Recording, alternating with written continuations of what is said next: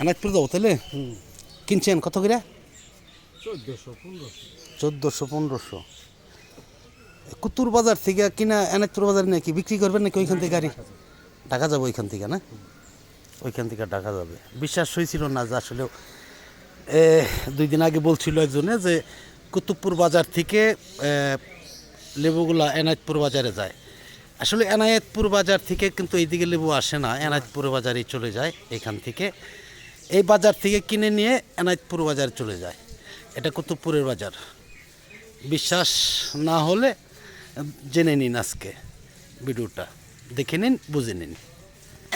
কারণ এনায়েতপুর বাজারে সবচেয়ে দুর্নীতি বেশি আমি দেখেছি, এর আগেও গিয়েছি অনেক, যে ওখানকার যে স্থানীয় ব্যাপারী এরা কম দামে মাল কিনে, ঠিক আমাদের কুতুবপুরে যেই কলার বাজারের দালাল ফরিয়াগুলো রয়েছে ঠিক তাদের মতনই করে, মানে ভালো মন্দ মিশিয়ে পরে বিক্রি করে দেয়।